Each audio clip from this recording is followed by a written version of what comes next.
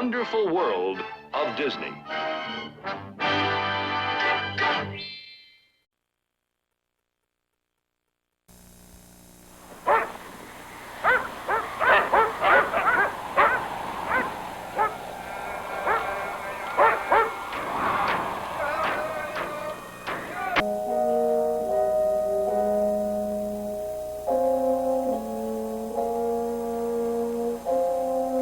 To stay here in camp meant to starve, with the short summer slipping away and winter sure to come.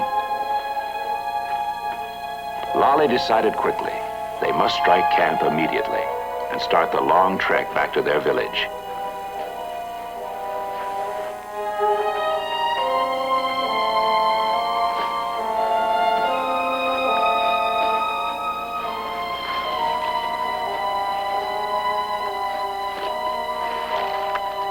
The caribou meat was a must. In fact, their whole journey might well depend on it. She told Joseph to remember the spare ammunition. That was too precious to leave behind.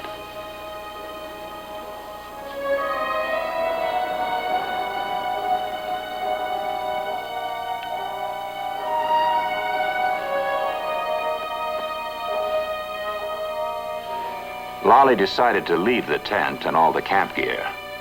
Of necessity, they must travel light.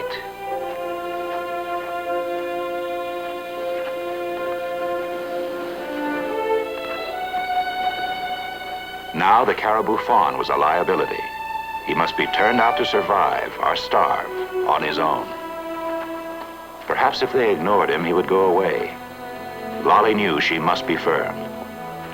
There was no longer any place for kindness or pity. And so the brave fawns set out to face their destiny.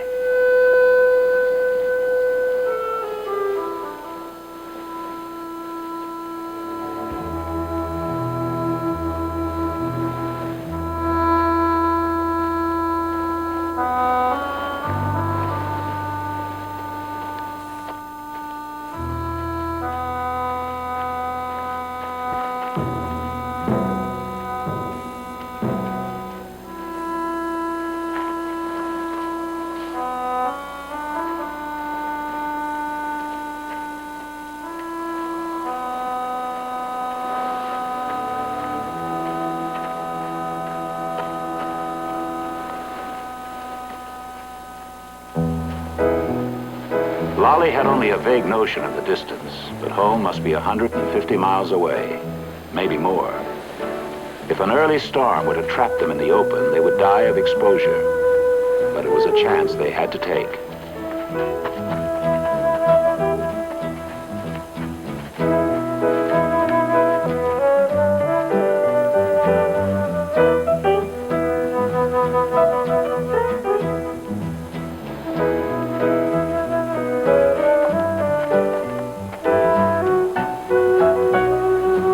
Set a course leading inland across the endless tundra.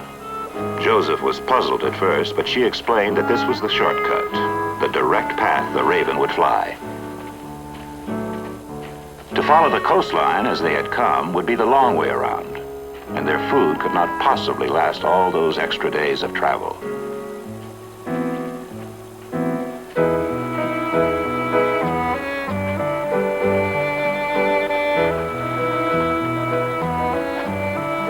Survival now depended on plain stamina, a shrewd reading of the land and its weather, and in the last analysis, on sheer luck.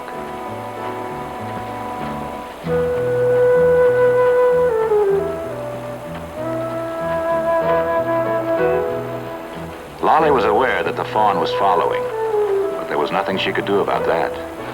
Or was there? Caribou. A lucky meeting at the ancient fording place.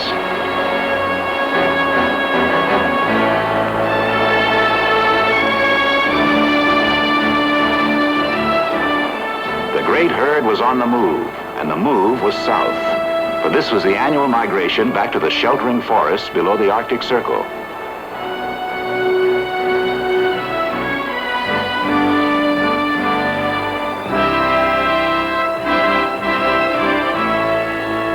Lolly realized was a solution to the problem of the fawn.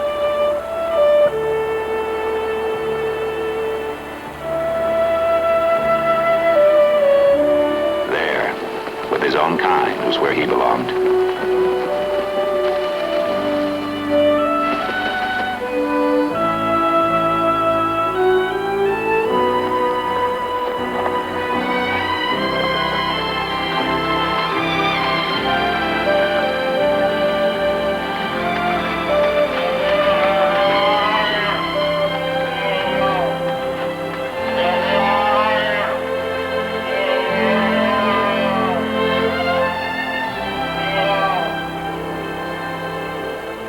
One of the does accepted him, for it is the custom of caribou to take in orphans with their own. Now, under the watchful eye of the vigilant bulls, the little fellow would have proper escort and protection against any wolves that might be in the neighborhood. The hours passed. The tundra was a challenge to any traveler, even the migrating birds in the sky who must navigate by instinct.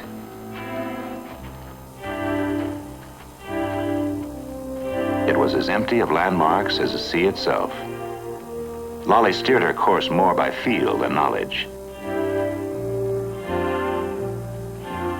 She knew that home lay somewhere beyond that distant horizon, and to reach it, they must keep pushing on.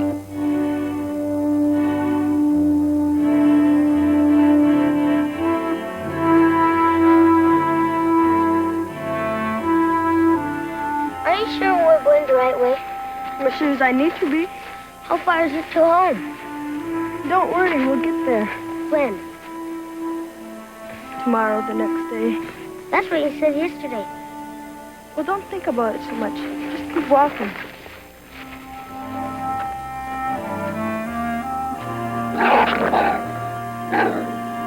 Suddenly, the travelers found themselves faced with danger of a most alarming kind. A savage wolverine. This terror of the tundra feared nothing, neither man nor beast, and certainly not two defenseless Eskimo children. Then it occurred to Lolly what had attracted the animal. It was the scent of their fresh caribou meat.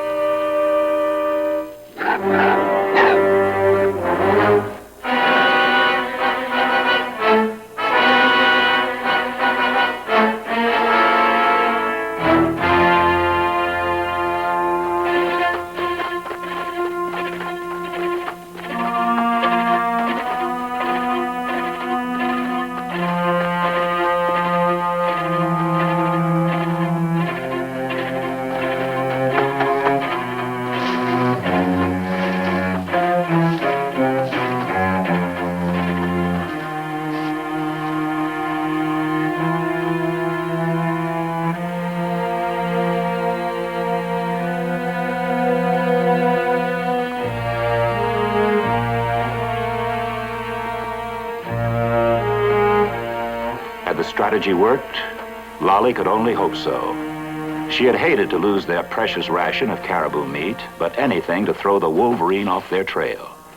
And for the moment anyway, he seemed to have disappeared. Perhaps they could safely catch their breath and rest.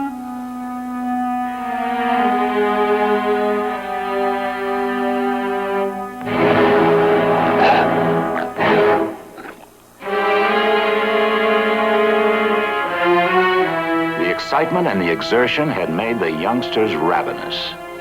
Perhaps a quick snack while they could. Now this tiny portion meant life itself.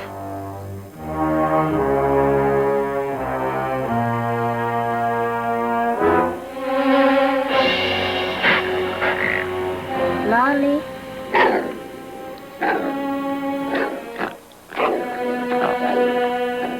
Lolly knew that for as long as they carried fresh meat, the animal would trail them. It might even attack.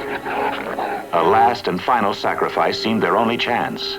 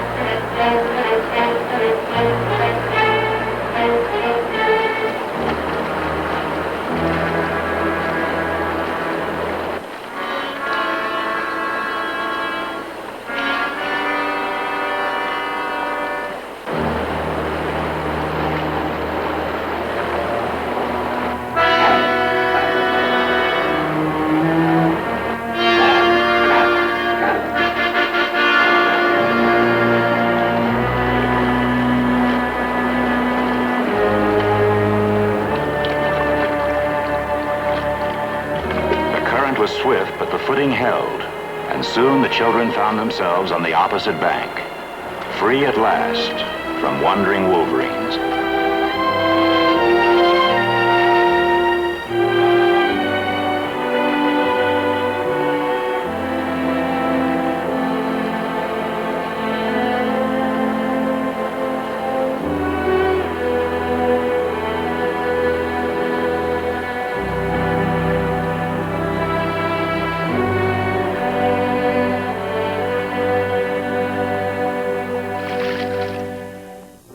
Now that their meat was gone, the children would have to live off the land. No easy task in this bleak and hostile setting. It might be a long time between meals.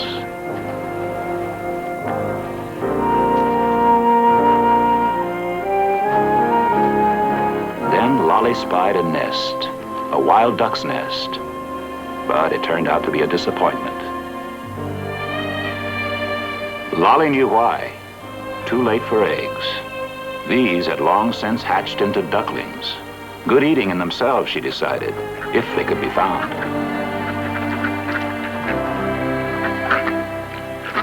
There they were, ducks for dinner.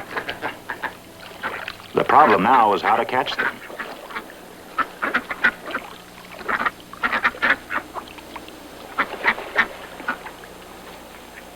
Two youngsters on foot, ducks on the pond. It posed a neat dilemma. Lolly's only solution was to try to surround them, take them by surprise, then move in and grab one in the confusion. It seemed as good a plan as any. In fact, there was no other choice. Joseph to go one way, she to go the other.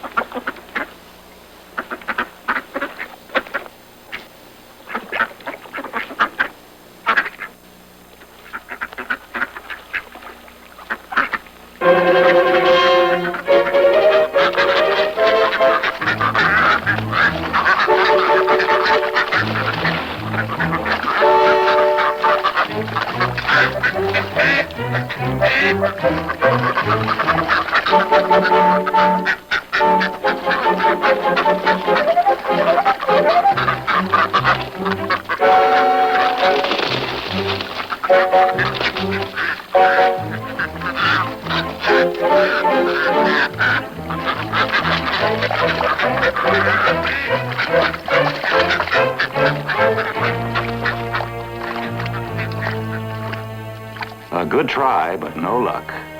Ducks weren't all that easy to catch, it seemed.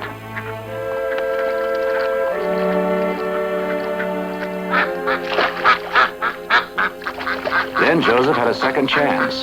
One of the ducklings had got hung up in the willows. A capture, after all.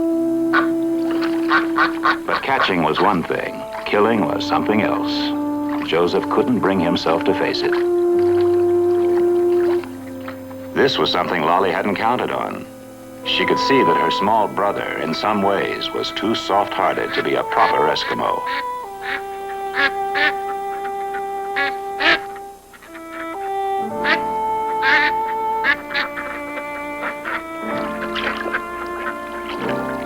But could she herself kill a thing so helpless?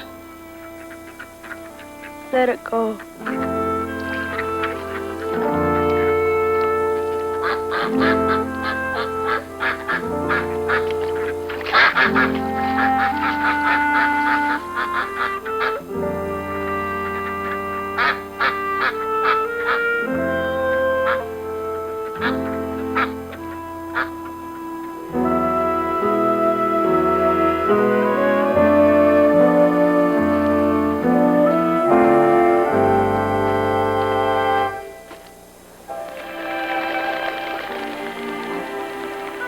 The seriousness of their situation, these Eskimo children were not beyond a few lighter moments.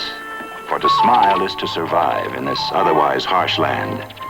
When the little birds called phalaropes danced on the water, it was enough to bring chuckles and make the head swim.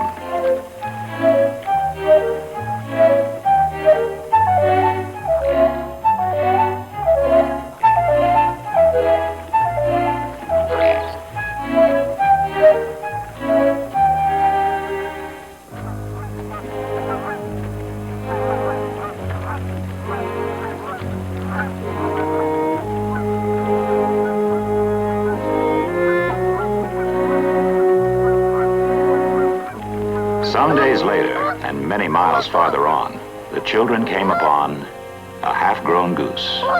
No more than a gosling, really.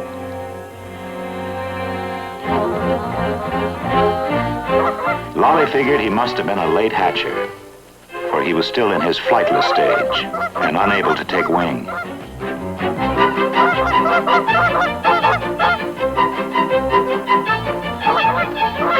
This was a piece of luck. Earthbound as he was no different than they were, and their chances of catching him on the ground were promising, about 2 to 1. And so there began a wild goose chase such as the tundra had never seen.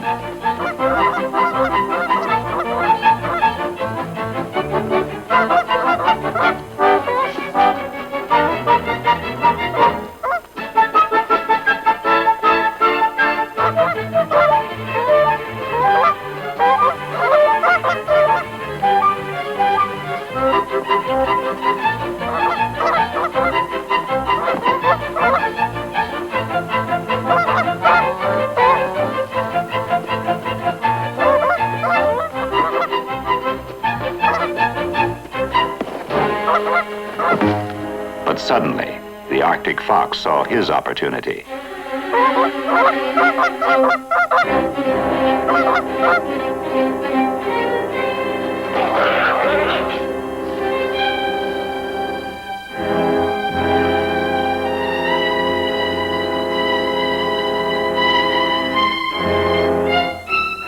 The Arctic dictates its own harsh rules.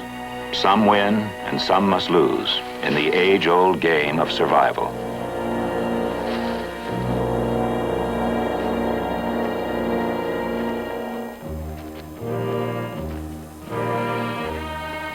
As the days went by, Lolly and Joseph became aware of the ancient laws and more began to feel their sharp edge, since they too were competitors in the fight for life. They had become predators like the rest. But of course, to outsmart your prey, you have to see it.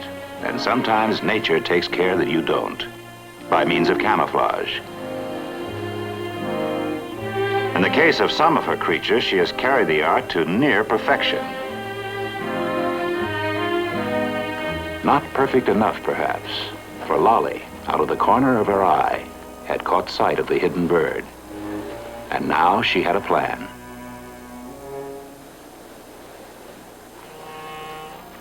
She would see if a little strategy could fool it. Let it pretend to be a bush. She would pretend to be blind.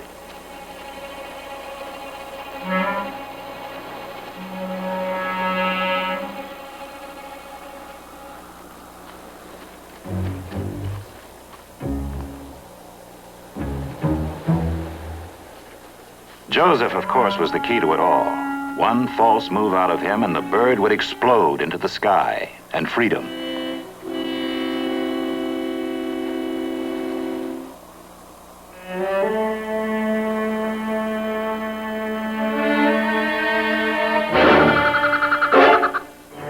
Quick as the fox and as effective. In a matter of minutes, the meal was done to a turn. It was tasty fare, the best and most nourishing in a long while.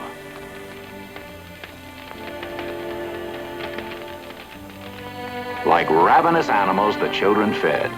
No time for talk, and no telling when they might eat again.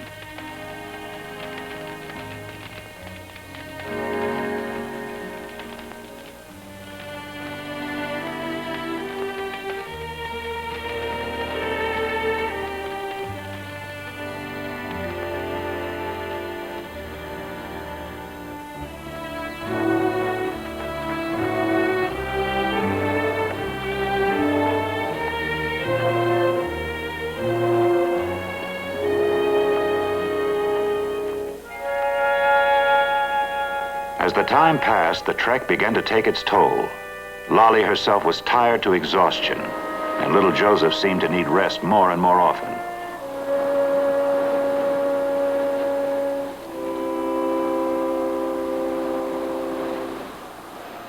She let him sleep as much as she dared, but she knew they must press on. It was their only hope. Wake up, Joseph. We must go on.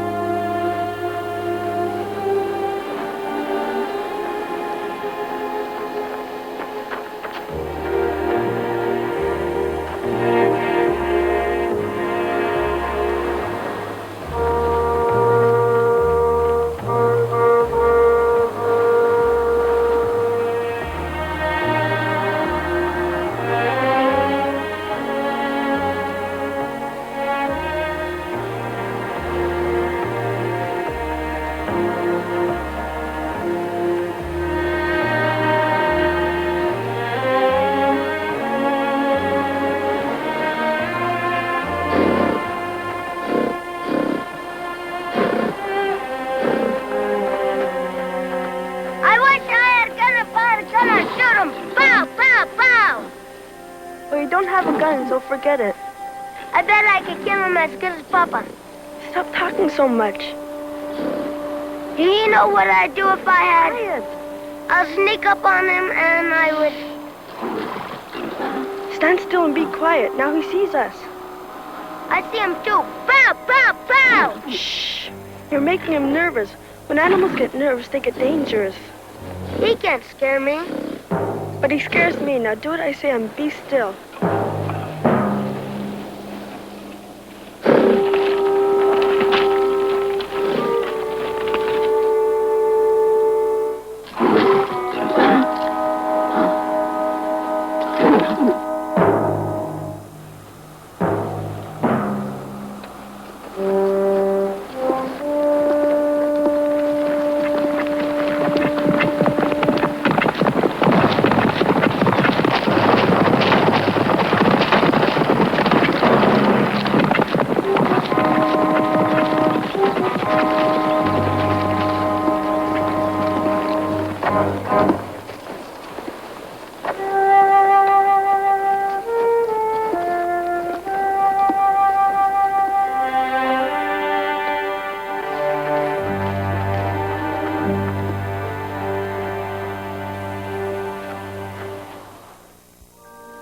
As time went on, Lolly decided that one or the other of them should stay awake during rest periods. While she took a quick cat nap, Joseph would do sentry duty. More often than not, Lolly awoke to find her lookout asleep at his post. Exhaustion was beginning to wear them both down.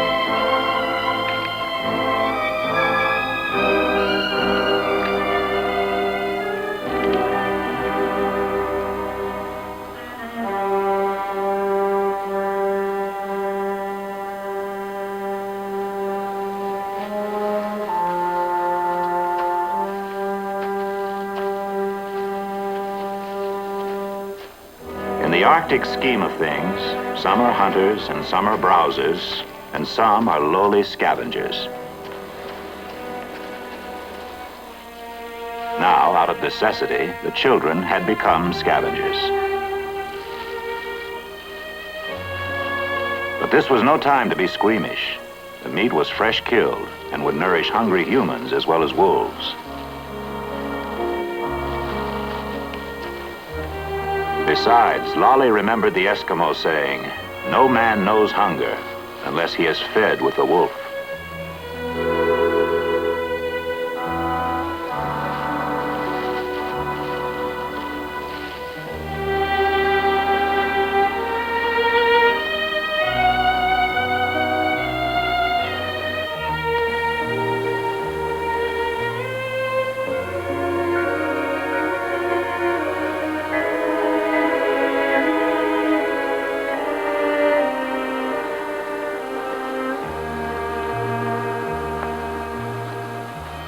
As the days passed, it began to get colder and colder, and before long the children were getting their drinking water out of ice-covered ponds. This was the unmistakable sign that winter was near.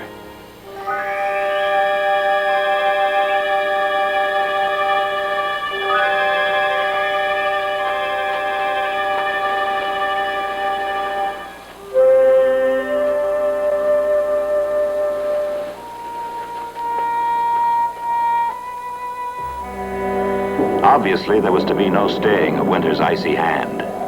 Sure enough, blackness came down out of the north. The winds began to moan. Yet the brave Eskimo youngsters kept on going, putting one foot in front of another, step by step, day after day. As long as they could stay on their feet, they must somehow keep traveling. It was their only hope.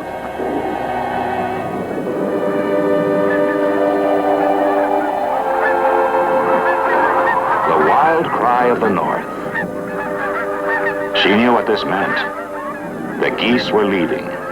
They were on their way back to warmer regions far to the south.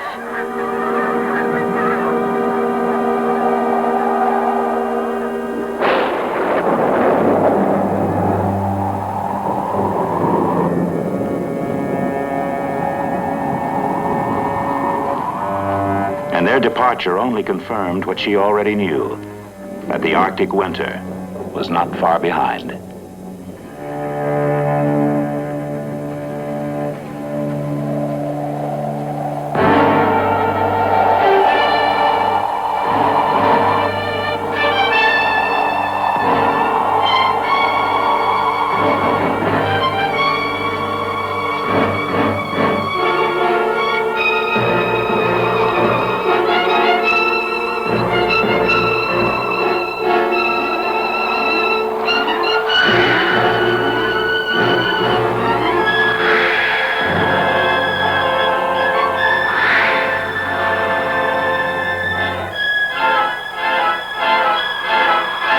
As the blizzard mounted in fury, Lolly decided they must find temporary shelter.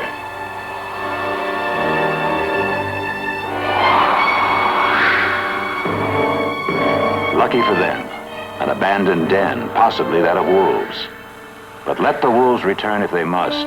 Possession was at least 9 points of the law.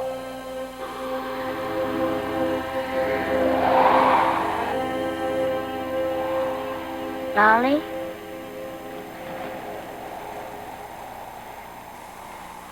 Lolly? What? Did you ever see anybody die? Mama and Ernest? Ernest? Our brother you never knew. There isn't much to it. A person just goes to sleep. The missionary thinks that you go to heaven when you die. But Papa says the old people are right. They say your spirit goes into the next little baby that's born.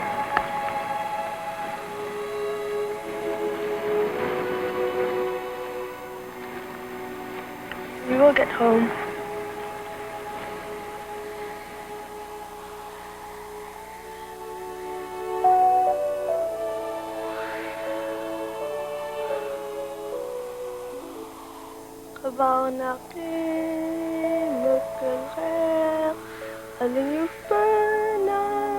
To keep her little brother's spirits up, Lolly sang a lullaby, one she had learned at the mission school. It was by someone named Brahms, translated into Eskimo.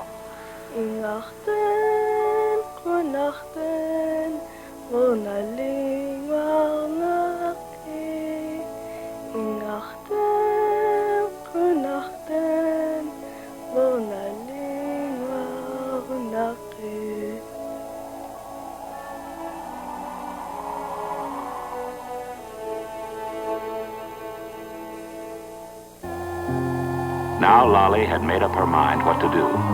She knew how foolish it was to try to continue cross-country in the time of the Arctic whiteout. That combination of conditions when sky and land are the same color, when there is no horizon to be seen or distinguished, when men have been known to get confused and finally lost, and then to perish.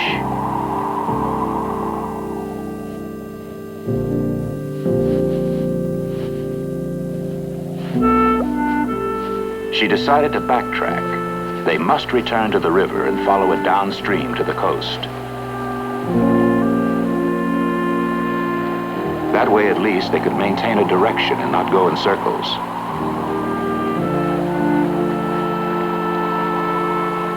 And so the river became their lifeline, their only hope for getting home.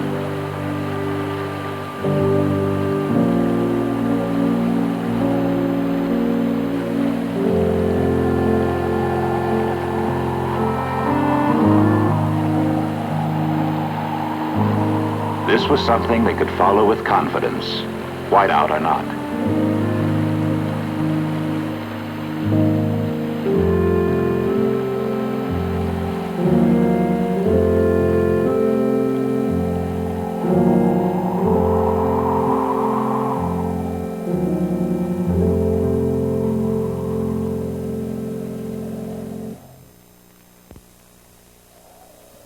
As the leader, Lolly had decided they must not stop again until they reached the coast. But a small boy's curiosity was still enough to bring Joseph to an occasional halt.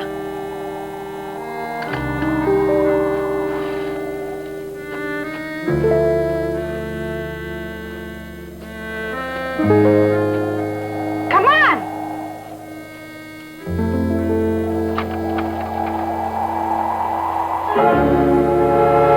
Within minutes after the two youngsters had passed this way, their scent was picked up by another traveler of this Arctic wasteland. And the trail they had left behind was an easy one to follow.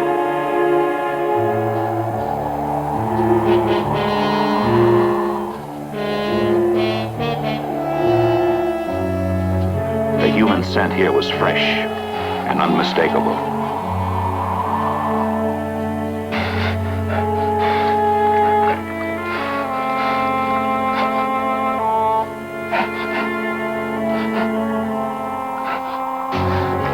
The great bear knew there was something in the vicinity that intrigued him very much.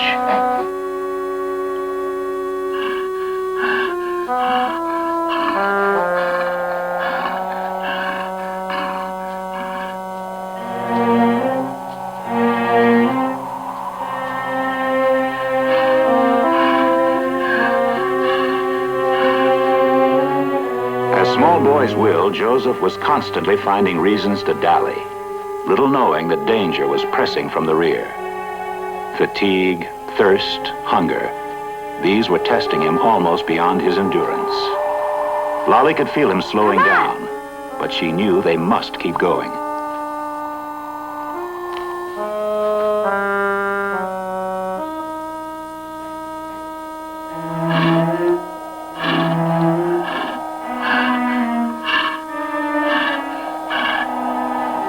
It was some hours later when the weary travelers finally came to a halt. Little Joseph, for his part, could go no farther. He said nothing, in the stoic Eskimo way, but his sister could sense that he was near exhaustion, even as was she herself. Well, maybe they were through traveling at last. They had reached the sea.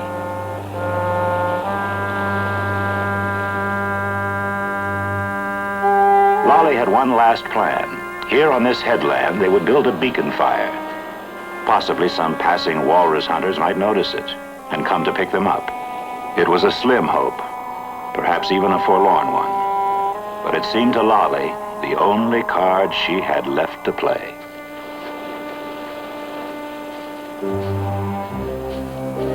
Fortunately, the ocean currents had covered this beach with the flotsam and jetsam of the sea, including great stores of bone-bleached driftwood.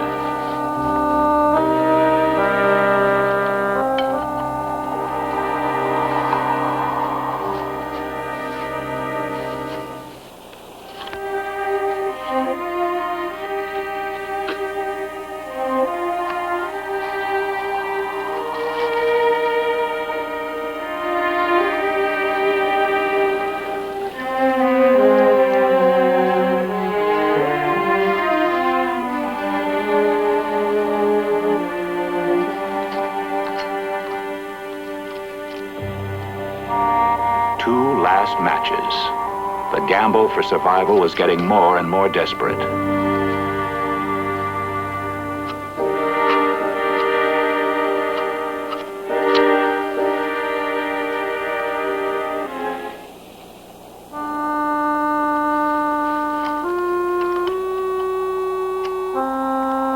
One final chance. The spark of life itself.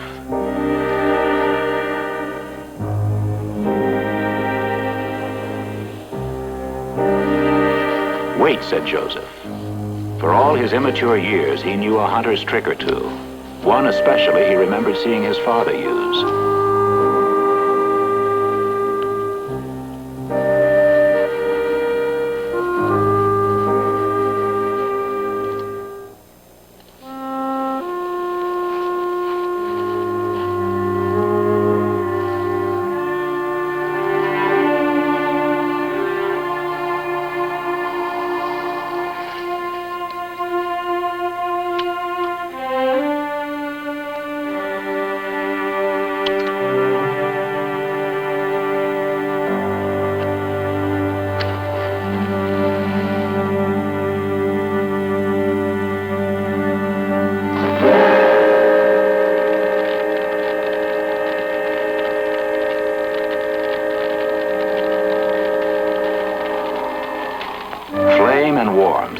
Fire and beacon light, and most important, a gambling chance, all from one last match.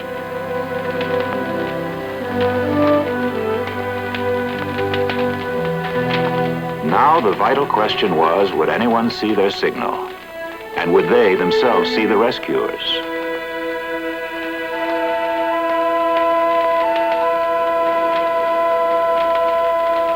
Lolly realized they must keep a constant lookout, forever checking the changing sea. A boat might so easily appear to be an ice floe and pass on by unnoticed. It was their only hope that someone would see their fire, that someone would come to get them.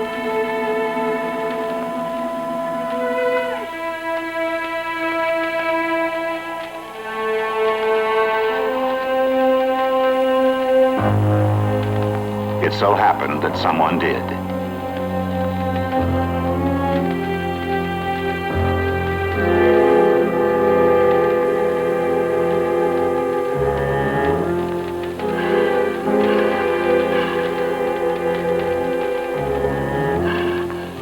The polar bear is the most deadly animal of the North, a wanton killer who will stalk the human child as though it were just another seal.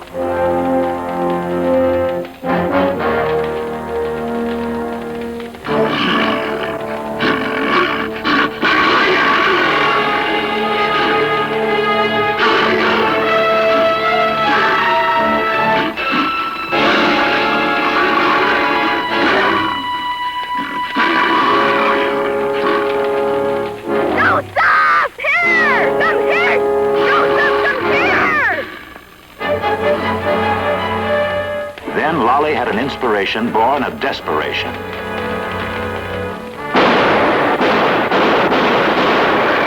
Fleeing in panic, the bear almost collided with 3 silent figures who had also seen the fire.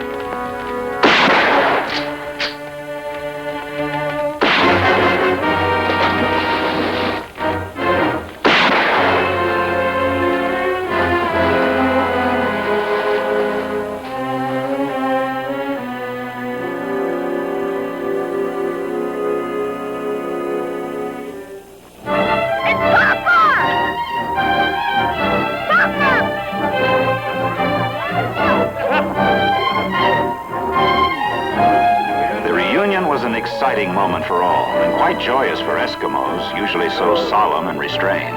Emotion for these people is only an occasional luxury.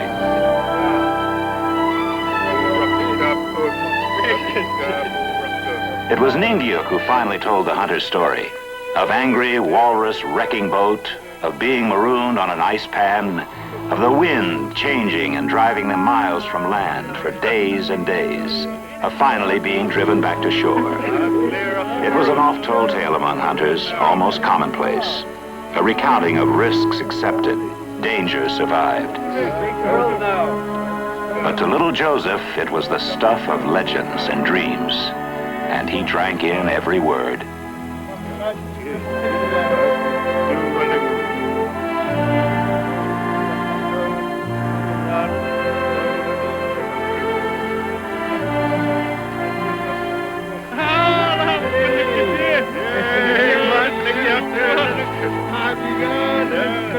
For the starving hunters, food, good, rich caribou meat.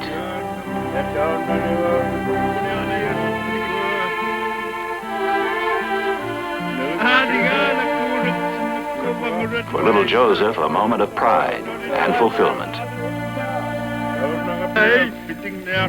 My children, Ningeok spoke, they are the true hunters. They have brought us meat.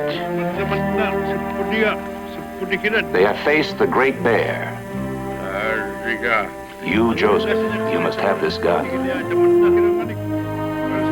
Father to son, sign and seal that little Joseph was an Eskimo hunter at last. For Lolly, a good luck amulet to protect her from all future harm and all further evil.